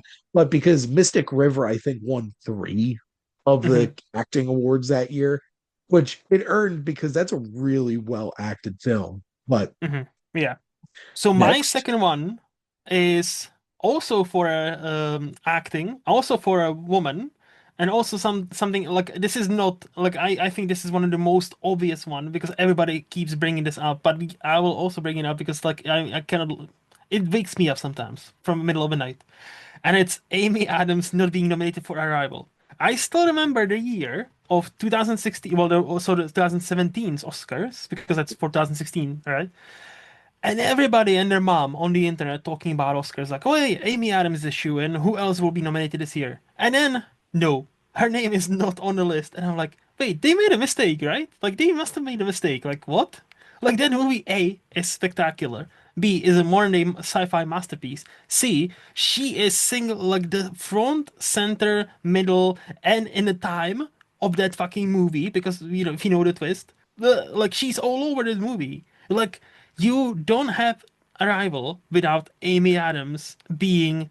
I guess it's such a like understated performance. Like I don't understand. Like, or did she kill somebody's dog? Like I don't understand that. they just don't want to acknowledge her for some unfounded reason. Like she is like, especially in 2010s, you could argue like she would be a like top three actresses that had the best streak of 2010s. That decade that has so many strong movies. How many of great performances were by Amy Adams? Insane amount. I'll tell you that. I done the numbers. It's insane amount. You can check me on it. And it's so frustrating where it's like there's such an obvious snub and yeah, she's just not nominated. I'm like, what? Yeah. Like, I'm dumbfounded by the fact that she hasn't won an Oscar at this point. And the fact that she Yeah. didn't get acknowledged at all for that film is completely insane. Hmm. Hmm. They have something against Denis, don't they? It seems like it. Like, all the technical categories are won by Dune and Dune Part 2, but like for nothing for They Denis. disqualified the score for the second one. It's all kinds Yeah. of shenanigans with his Like, movies, apparently. And what his first film to win an Oscar, I guess, was Deakins for Blade Runner, right? I Maybe. believe so, because yeah, Deakins won for that cinematography, which it was very deserved. That was stunning looking box office flop, as we learned. It's I really want to pick another cinematography one, but I will say the general thoughts, honorable mentions. Okay. And this might be very, very recency biased, but this could also be like a collective Hmm. one that I'm very frustrated about, and I you know you are too. No other choice. That's on my list, so I don't have to talk about that. So go off Queen. One, how Hmm. is this not even nominated for international feature film? Is Yep. mind-boggling to me. Hmm. Mind-boggling. Hmm. This is the type like this should have even been more nominated than Parasite. Hmm. Yep. Because like this could have easily got acting nominations, editing, director, like Cinematography. yep, cinema, like so many things. This is and Park Chan Wook Hmm. really can't catch a break because no old boy, no handmaiden, no like I was so certain the decision to leave was going to be acknowledged. And just like, Same. what? Yep. What? Yep. Yep. So I Yep. have a question. So you know how each wing is responsible for the nominations Yes. for those categories. So is it all the international directors and stuff that filmmakers that vote for international feature? I don't know that, to be honest. I have to I look mean, it that up would kind of make sense, but like at the because if same it time, it would is, not. apparently most of the world has a problem with Asian cinema and Mm, not giving more attention to that hmm because, and maybe I'm biased because I'm a humongous fan of Asian cinema. I'm hmm like, if I had to pick any other country besides the United States whose films I love the most, it's Japan. hmm But Korea's up there too, because Yes. like, and honestly, Frank, even China and Hong Kong up there too. But how? hmm How? So very recent, but I'm still very upset. No, it is definitely recency bias, but I'm there with you. It was on my list as well, so I was deciding if I should talk about this, so I don't have to. Well, I'll just add my bit. So let's quickly do some counting. Best picture, best international picture, best director, best actor, best cinematography, best editing. Probably, like if we're really little generous, music, sound design, and even the actress. I would Like, throw in supporting actress yes. So 100% too. about 8 or 9 easily. And it's not like it just because we are two fanboys of this movie. If you actually watch the movie, you will see how brilliant it is in all those categories. Screenwriting. Yeah, I mean, it would be adapted because it's Yeah. based on a book. And Yes. also the adapted screenplay category this year is weak. Is it? Oh, yeah. I cannot remember it off the top of my I head. think a So, bunch of them just got nominated because they're best picture contenders. mm, And like a lot of them, like the writing's not the strongest point of it. mm, But yeah. yes, no other choice. No, 100%. the 100%. So for my last proper pick, you know what? Yeah, I'm gonna do, yeah. So I'm gonna mention another actress. This wasn't planned. I'm just like, like they seem to be snapped a lot. And this is a name that came up with a new person took over as it like a CEO of Oscars or like director of Oscars. Her name came up that she should have been nominated, but it's not Toni Collette for Hereditary, even though she should have been. Another name that came up, Lupita Nyong'o for Us. Ah, the tethered. Yes. So like she does what Michael B. Jordan did, 7 years later in Sinners. Like she plays twins, but they are even more distinct. The level of subtlety, if you know the twist, the level of subtlety she needs to do for, to set up various things to understand, for you to understand, oh shit, this is what's happening throughout this movie. And her performance, like especially down there with the other tethers, like the like almost like a ballet sequence towards the end. I remember watching it in a cinema. It was like March, April. It was fairly early on, and I remember thinking, if there was a like justice in the world, she would have been nominated for Oscars. But like I know Oscars hate horror movies. Well, they seem to be slightly better now because like a Substance, Sinners, obviously. But like, if there was a justice, like she would have been well, she's already an Oscar winner, but she would have been at least nominated for this movie. And yeah, like she is excellent in Us, and she like talk about carrying the movie. You will remember her and her performance from Us, whether you and I think that's the to speaking to the performance, whether you like Us as much as I do or don't. I I do. Yes, me too. But like even if somebody like I understand like for it's not for many it's not as high as like Get Out or even Nope. Totally understand that. That's a different discussion. But I think even those people would probably say, yeah, but Lupita was definitely great thing about Us, and she should have been nominated. So she's incredible. Absolutely incredible. Hmm Building off of that, yes, Tony Collette. I hmm I do my own awards, and hmm for last year's Oscar, like my Wasteland Reviewer Awards, out of my five Best Actress nominations, four of them were for horror movies. Nice, nice. Naomi Scott for Smile 2 was incredible. Hmm Demi Moore for The Substance, Lily hmm Rose Depp for Nosferatu, and Nell Tiger Free for The First Omen. Like hmm actresses showing up delivering incredible performances in horror films has been going on since Ellen Burstyn Yes. with The Exorcist, Yeah. and never gets enough credit. But no, Lupita Nyong'o was absolutely incredible in Us, and that should have been nominated. And Toni Collette was a really close one for me to bring up too. Yeah, like, but I feel like her name is like even more obvious than Amy Adams. So I'm like, you know what? I'll mention her briefly because that's Yeah. like one of the most obvious mistakes that's ever happened in the Academy. It's like, everybody was like, damn, Tony Collette in Hereditary was fucking awesome.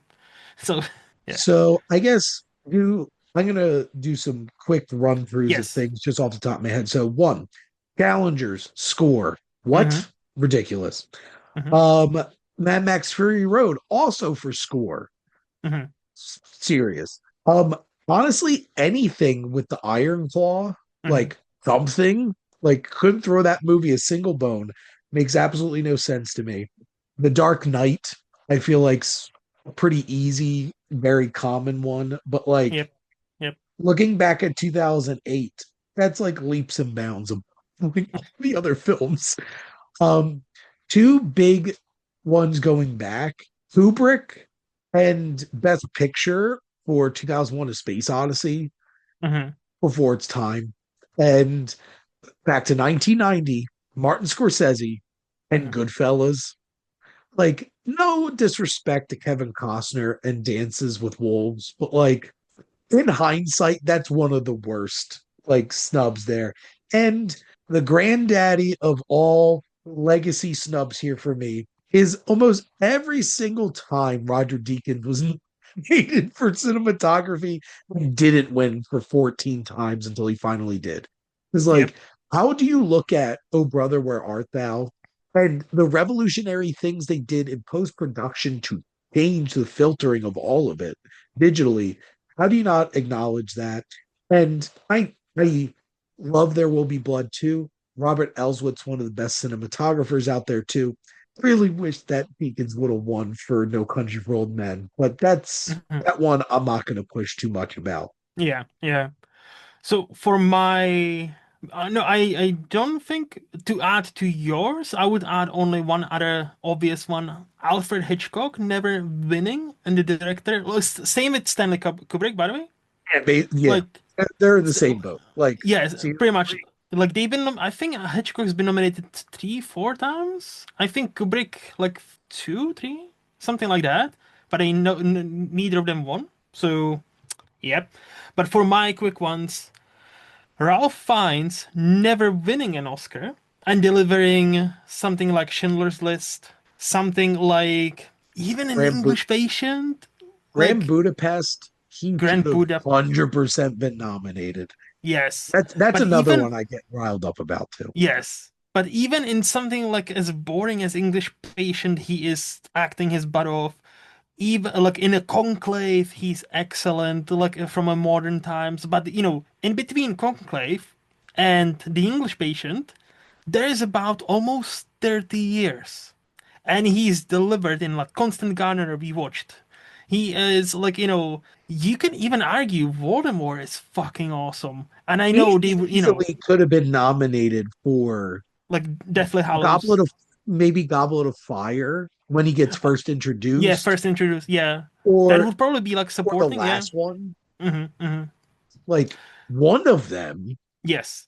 But like like even minus the like franchise movies, which he doesn't really do that often, but like it's insane that Ralph Fiennes does not have a single Oscar to his name. To me, that's insane. Uh, and then two obvious ones: Saving Private Ryan, losing to Shakespeare in Love. Look, Shakespeare in Love is perfectly fine movie. I don't hate it. I It's enjoy just that that movie, but like should not yes, have won Best Picture. it's perfectly fine. It's like I will compare it, and this is a wild comparison, but bear with me. I'm probably one of the five people who unapologetically loves Green Book, the movie. I do However, too, but it should have won Best Picture. exactly, I will. If you go to Letterboxd, I'm sure I rated it 5 out of 5 because I love that movie. I unapologetically. Is it a bit like schmaltzy? Is it a bit more like one? Sure, you can make all that. I've heard them before. Yes.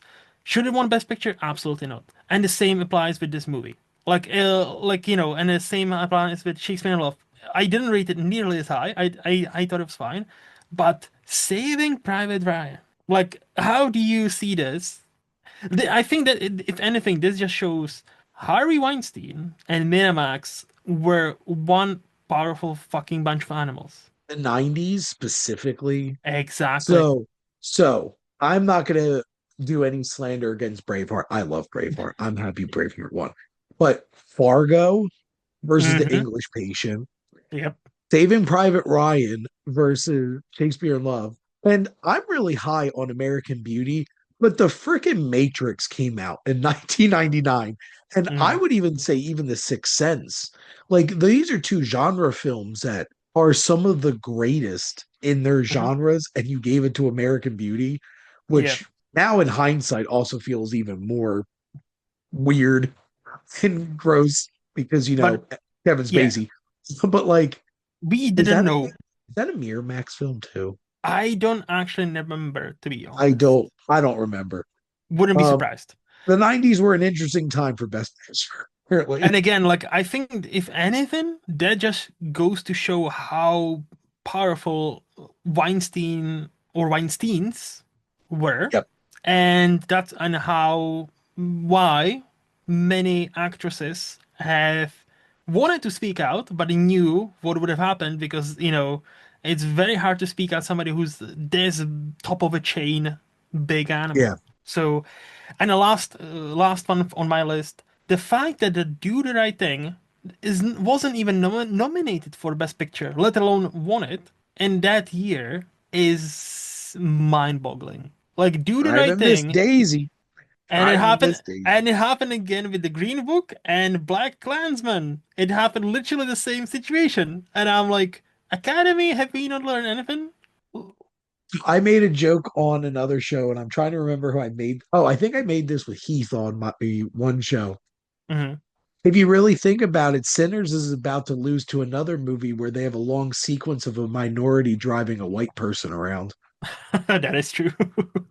There's one battle after another with oh, I'm still hoping there's gonna be more upsets. And to be fair, like I've been thinking about this, not to get us off tracks, yeah, but I think last year's ceremony kind of proves, because there's more and more people, younger people, being in academy and voting for stuff. I think that's like not as clear cut as it used to be. So this gives me hope that there will be some upsets. Anyway. I think that this could be another 2007 Hmm. where sinners in one battle after another are going to like live with each other Yes. Yes. for forever. Like No Country and There Will Be Blood. Like, no matter what happens, they will, right? No matter what happens. But I genuinely, like, for example, Wunmi Mosaku winning BAFTA, I think, especially, like, talk about, like, a race that, like, Oscar race that's fully open, Best Supporting Actress, that category is wide open. Oh, and Leading man, you Best know, Supporting Actor too, because every single award show somebody different's won. yeah. So, like, leading man, it seems to be between Timmy, and Leo, even though like Michael B. Jordan should fucking be in a conversation, Yep, like if we're honest. 100%, 100%. But so like so that race is pretty much those two guys. But every other category is you can throw three, four-sided coin into the air and basically wherever it lands. So I'm hoping for some, but again, we'll see in 2 weeks. It's fine. We'll see. But no, do the right thing. I'm not as high on Black Klansman, but I need to rewatch it because there is a lot of things happening in that movie. To But be fair, do there's the a lot of other films that could have won over Green Book yes, specifically. yes, But Black Klansman stands out because that just seems personal and the at that do the point. yes, but the do the right thing. I only also watched once, and talk about a movie that grips you and doesn't let go. Like Spike Lee directs the fuck out of it, Yep. makes it establishes this world where you feel like you're in a New York on that day. Like it's insane. I don't understand. Like he a bit up in himself lately? Yes. Like I don't necessarily like him on a personal level because he seems to be a bit of a dickish as well at times. But look. but he's a brilliant filmmaker, and he should have been nominated for direction of that movie, of specifically Do the Right Thing, and Yep. in the movie should have been in a contention for a, and the fact it wasn't even nominated is insane. That's it. Insane. You ready to talk about some of our favorite moments? Yes, let's flip a coin. And I would do, you know what? Let's try to be a bit more positive. So let's do four Okay. favorite moments. So please, Shane, start. Let's kick us out. I'm not gonna lie. My favorite moment ever Hmm. at the Academy Awards Hmm. was the performance of I'm Just Ken. The Definitely not recency moment bias. I have never had more fun watching the Oscars than watching that performance. The Billie Eilish laughing behind, and then when Ryan Gosling sits up and Margot Robbie not being able to hold it together. And the whole performance is just the most absolutely delightful thing. And Ryan Gosling did not want to do it. Hmm. And that God, they committed to the bit. Yes. And that's exactly why they need to play the songs. Hmm. Hmm. So Yep. Yep. that's my most joyous one for sure. That brings me so much joy. Hmm.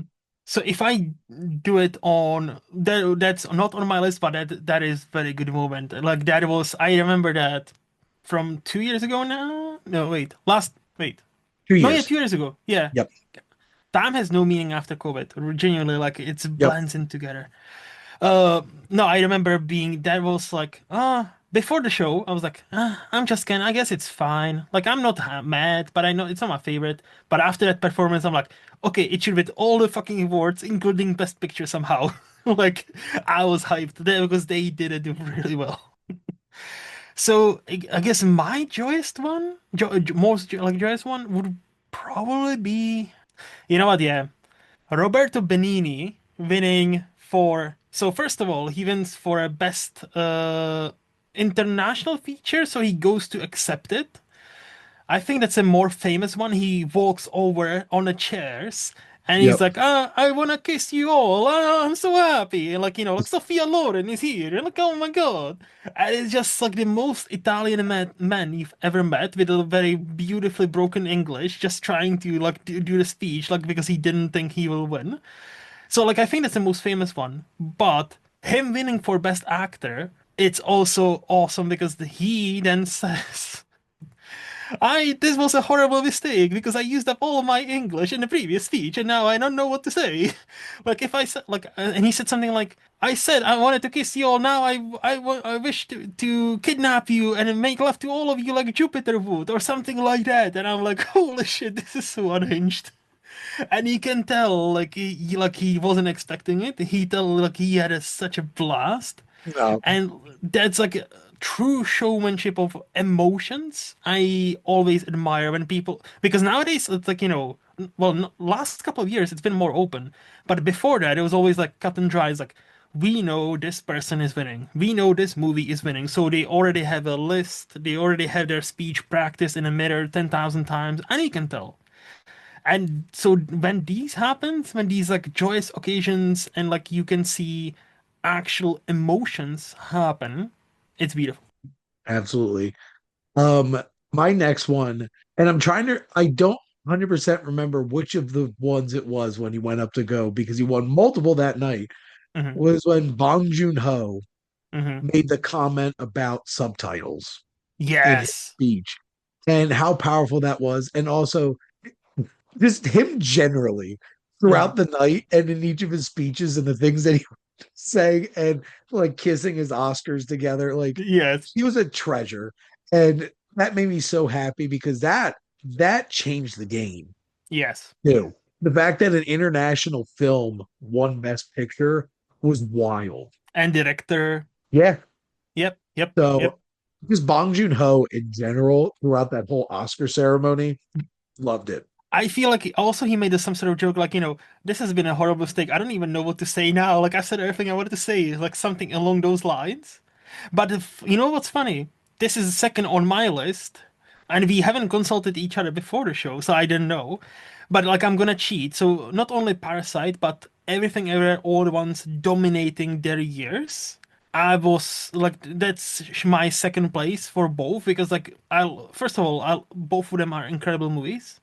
Second of all, both of them are kind of underdog story that like Yeah. oh, like as he said, Parasite opened the doors to hey, not only we nominate the foreign picture outside of foreign category, but they actually are winning, and we can actually award director.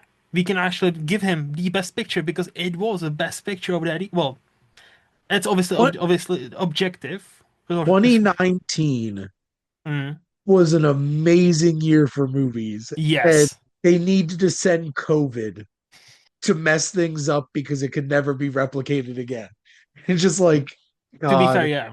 I miss 2019. Me too. Like I remember being so hyped for Parasite. I remember being so hyped for Bong Joon-ho winning everything. And like and again to the other point, everything everywhere all at once. I was like, oh, because if I remember correctly, we went into the ceremony like all of us thinking, oh, it will snatch a few maybe, but that was one of the first. 1917 was Yeah, probably going to win, which still a great film. was it 1917 against Everything Everywhere? No, that's not the Oh no, year. sorry, we're Oh, still talking about Parasite. Parasite. Yeah, yeah. Sorry. No, Yeah. no, Luke, I sadly had to sit there and watch Banshees of Inisherin not win Yes. shit because, and I couldn't even be mad about it because I'm Mm-hmm. like, I Mm-hmm. can't be mad at everything everywhere. Correct. I And can't. it's just such a joyous because like if Parasite was the underdog because I feel like, it's a foreign movie and it never happened before, everything I read was an underdog because it came out in March. It was an indie movie that made like it was the most profitable for 824 until Martin Supreme. Arnie, And yes, Martin as friends of the show Martin Pimpong call him. And and yeah, like it was the underdog who could from different reasons than Parasite, and I always love those stories. And just to see how it was celebrated, that was a joyous night for me. So yeah, that's my number two. my next one. And the producers of the Academy Awards need to stop trying to Hmm. predict what's going to win because because some moments work out perfectly, and some moments you get Joaquin Phoenix not having Anthony Hopkins to hand best actor to because they rolled the dice on that one. But the Hmm. one that they did roll the dice on and it worked was back with the when Francis Ford Coppola, Hmm. George Lucas, and Steven Spielberg were up there to hand out Best Director, and Martin Scorsese won for The Departed. Because can Hmm. you imagine if he didn't win and Hmm. his three best friends were up there? Somebody else, but it did work out. And that was long overdue. And Yes. that was such a special moment that he literally had his best friends Hmm. and like his closest filmmaking friends up there to give him that award. It was a really special moment. 100%. I would kind of compare it to, when Christopher Nolan finally won his Oscar and it was Steven Spielberg that kind of like almost like handed over the reins. Like, Steven Spielberg has been thanked more than God yeah, yep, at the Academy Awards. yes. And for a good Literally, reason. For a literally. good reason. So my number three, purely based on joy, we're still sticking with joy. Yeah.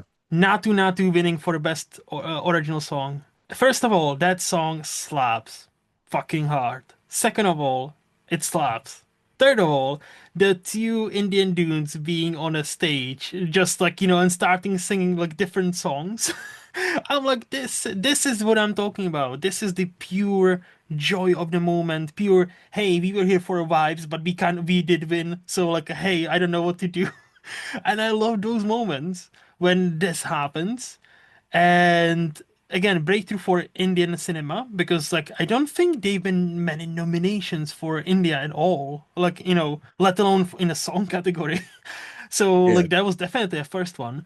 And again, when you watch RRR, that Natu Natu is that sequence is so fucking awesome. That it's so hard not to be hyped right after.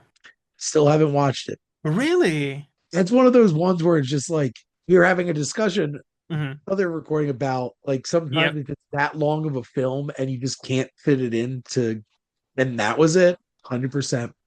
My last one, and this is the most excited I have ever gotten about a Best Picture winner, Hmm. and because it's so deeply personal to me, was watching Return to the King sweep that night Of and course. then winning. Like it felt like me watching the New York Giants win two Super Bowls. Hmm. Because like I'm a big football fan, and like I felt personally invested as a 12-year old. Yeah, 12-year old. Watching the Academy Awards and seeing them win. Hmm. Like that was so special to me. And I haven't reached that high of a movie winning Best Picture since. So Yeah. Yeah. I could Oh have well. back in 2016, but whatever. We already talked about that. Yeah. No, that's yeah. So my last one is a bit of a cheat because Okay. it's not a moment, it's an actual ceremony. Would you, if I ask you, would you have a ceremony you enjoy the most? I not gonna lie, I don't think I'd be able to narrow it down like that because there's always stuff that I really dislike about some of the ceremonies. At least since Yeah. I've been having my Oscar parties, there's some things shows that have gone on. Yep.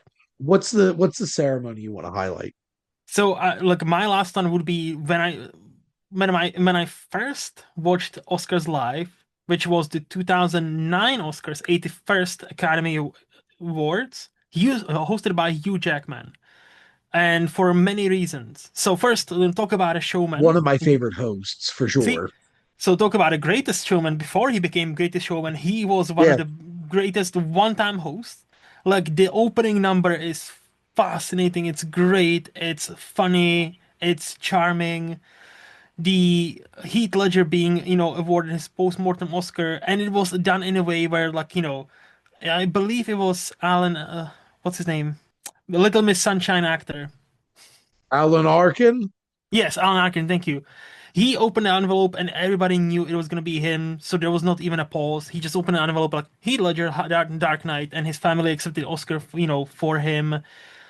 Even if Dark Knight wasn't nominated, like that show was, Anne Hathaway was nominated for the first time, I believe.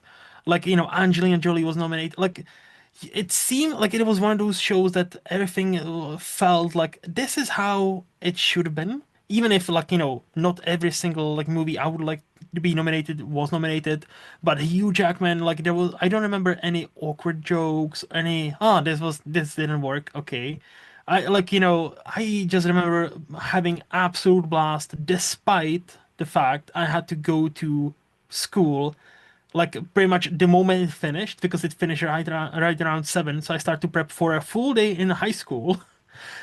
And I still did not regret the decision. So that was like, that's a bit of a cheat, but that's like, that those Oscars were like, all have always will be special to me because they're my first full Oscars I watched live.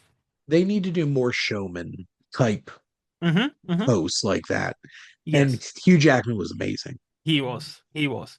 So do you have any honorable mentions? To get like some ones that really stand out to me, like I love watching this clip, and this is gonna sound like sarcastic, but Joe Pesci winning his Oscar and saying literally one line and walking away, I'm just like, Yep. Yep. amazing. Mm-hmm. It's just perfect. Um, Olivia Colman winning her, Yes. like that was so wonderful. Brendan Fraser Mm-hmm. winning his was also like so heartwarming. And certainly recency bias. I'm not joking. I think that Adam Sandler gag last year with Conan O'Brien was one of the funniest things they've done on the show in a long time. And Mm-hmm. he's not nominated for Jay Kelly, but I really hope Adam Sandler shows up and something again with Conan O'Brien. And that's probably my most anticipated part of the show, outside of watching I Lied to You performed during the Mm-hmm. ceremony Yeah. for this year. But I'm trying to think of, you know, that Will Ferrell Jack Black skit Get that off they the did. stage. Yeah. And I'm trying to remember if this was the Oscars or it was the Oscars where Danny DeVito and Arnold Schwarzenegger was up there. Was that the Golden Globes where they point at Michael Keaton? No, I think it was the Oscars. I think it was the Yeah, Oscars because they were making fun of like, Batman is here. he's right there. And Michael Keaton, without losing a step, just like went in full Batman. I'm like, Yeah, for like a second, like that yeah, look. And I was you like, damn, beautiful. Yes. I love those little moments like that. And now this is going to sound weird me bringing this up because who it is and their perception now. Hmm. One of my favorite like people giving out an Academy Award was I think it was a documentary short film one where Louis C.K. came out and was so funny. And Hmm. he's like, this Oscar's going home in a Honda Civic tonight. This is going to be the most valuable thing in the apartment when this gets home tonight. And like, I remember him doing that bit and being like, he could host next year. And then, At his peak, he would have probably, like, he could have yeah. easily. Yeah. And then, he Yes. masturbated in front of Sarah Silverman and, Many, all kinds many of fun others. stuff like that. So, Yeah. Many others too. Yeah. and No. many others. Yeah. So, Some, like, humans are not great people. No.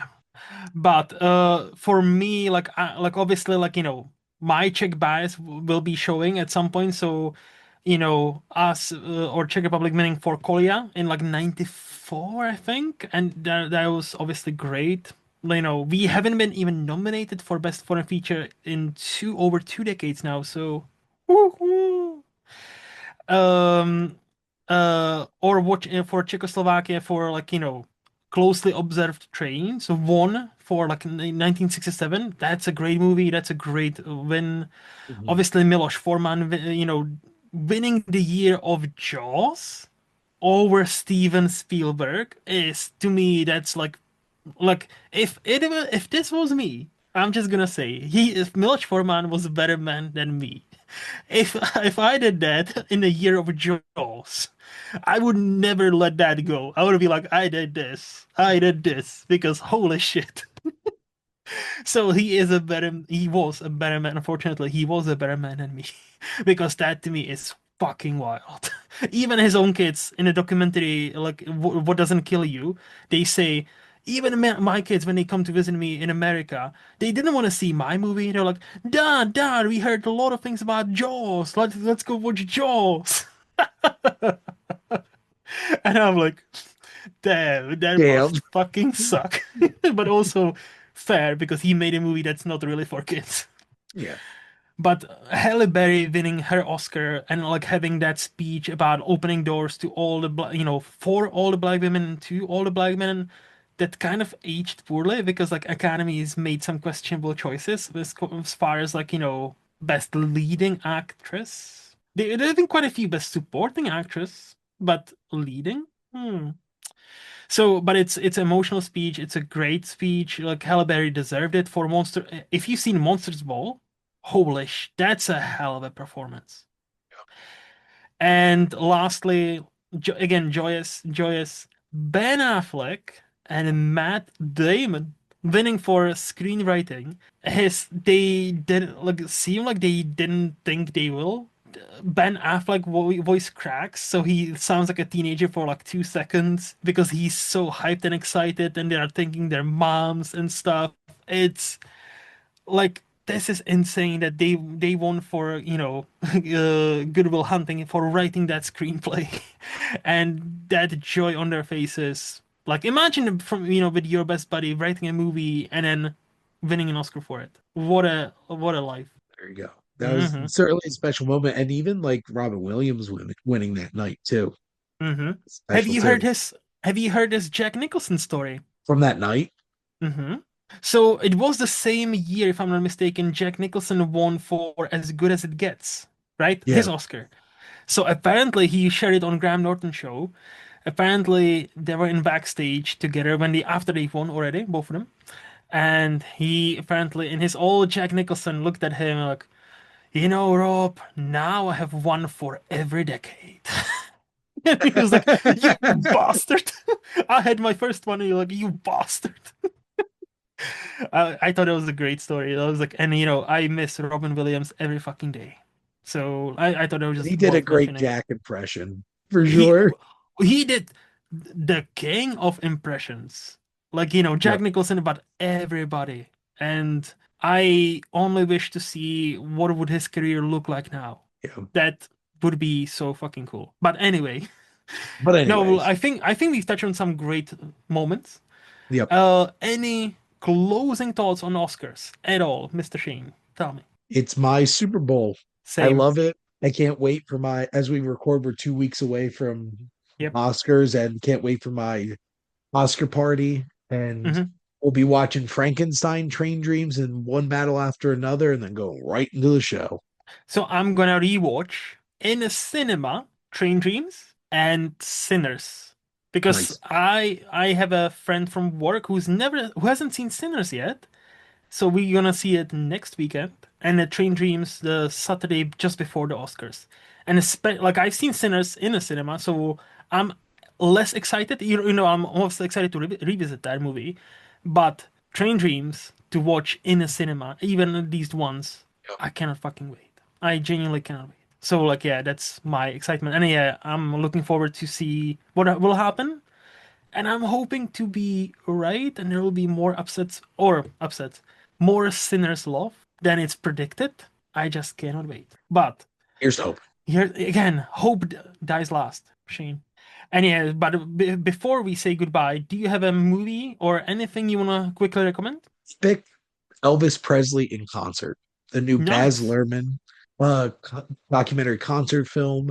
The footage is so crisp and gorgeous and so intimate. And this film, over 100 minutes, just captures how amazing of a showman and performer Elvis Presley was on that stage. And had to see this in IMAX.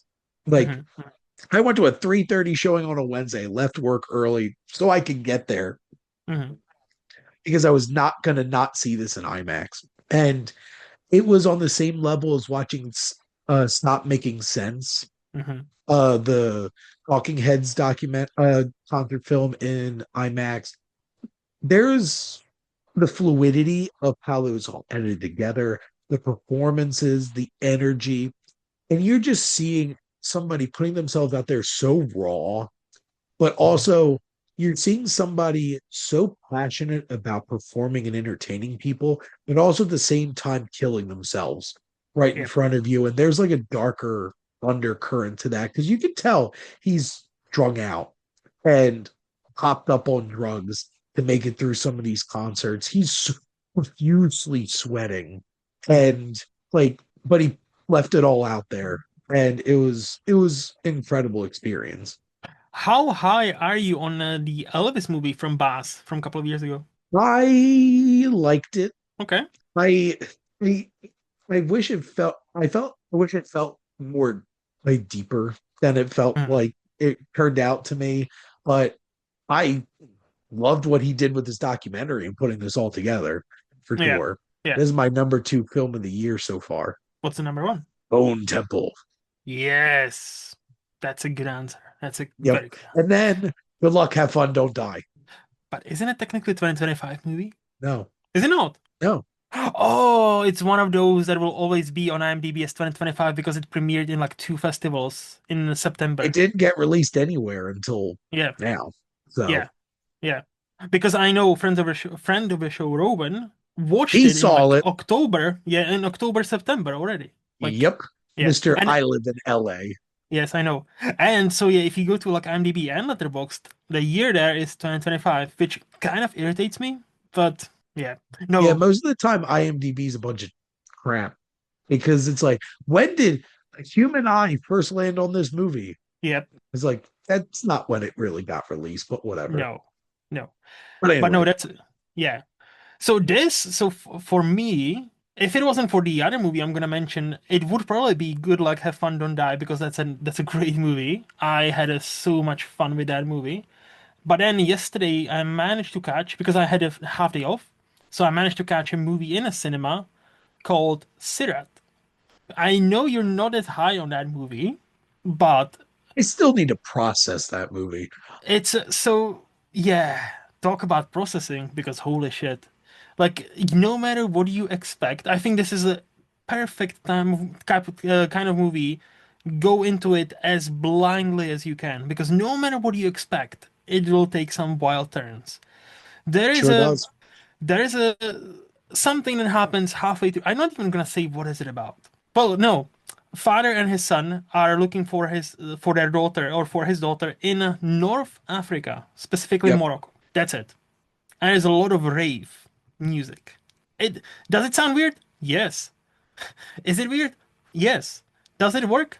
Kind of fucking works. And the moment I managed to tune into the movie's frequency, and I was like, oh, so this is gonna be one of those movies. Halfway through the movie, there is a decision made. And I'm like, no, they're not gonna do that. Oh my fucking god, they did that. Like, I watch so many movies, I rarely get shocked with decision that's made in a movie. That actually left me genuine. I was like, I'm still processing that. my mouth was open in the cinemas for a couple of seconds when that scene finished. I was like, they actually did that. And then there's a second sequence that's tense as fuck. I kind of seen coming because like how it's shot. I was like, oh, don't tell me this will happen, and it happened. So I was like, okay, I could kind of see that. But the first one, I was like, no, they're not gonna. Oh my fucking god, they did that. Holy shit. Here's the thing, I own this because of Oh my yeah, yeah. Neon box set, so I will watch this again. And And I'm mm, interested to watch it again because wild. I will say this: don't get in, for anybody who has not seen it, watch it, but understand this is not a narrative movie. This is more of like an Odyssey movie, maybe almost like purgatory movie. That many people, the characters in this movie go through this kind of purgatory, and the sound design. Now I understand why this movie is not only nominated for Best International Feature, but also Yes. for the sound. Oh, it earned it And for not sure. only earned it, but I will be low-key rooting for that because you will remember, especially the last 30 minutes, what happens on the screen in the last 30 minutes.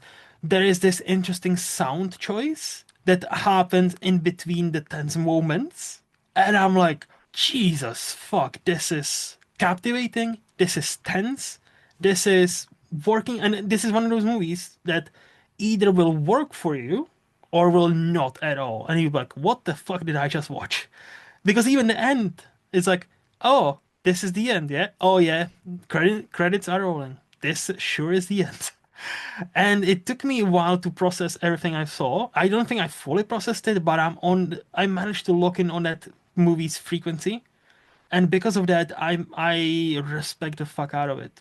Like yeah, it's like I would strongly recommend that, but don't expect a narrative experience. This is a almost not an experimental movie, but as indie as it gets, and like opposed to narrative as it gets. But yeah, I don't know if I'd recommend this generally to hmm people, but if you're a cinephile and you love film, this is a must watch. hmm I think that's more sensible approach. But I'm not the sensible one on this podcast, so I'll recommend it to everybody because I want everybody to be traumatized. Drama, the movie. Yes, yes, this is how we bond. Okay, we watch something and we talk about it to make us feel better. But anyway, this is the end of our show. Next episode, we will talk all about the Oscars that will just have happened. So we will have all our thoughts about that ceremony, who won, who lost, and everything in between. So, as always, this podcast is part of SPDM Podcast Media.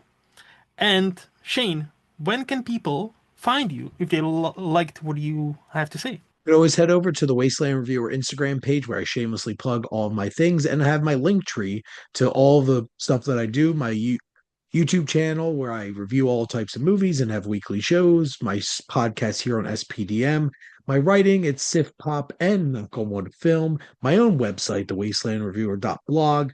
I got Substack, I got Letterbox.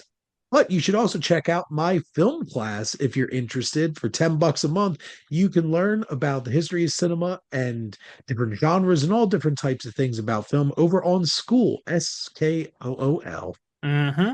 And thank, as I always say, thank fuck for that link tree because like all those links, like to be listing all those links in the description of that would be painful.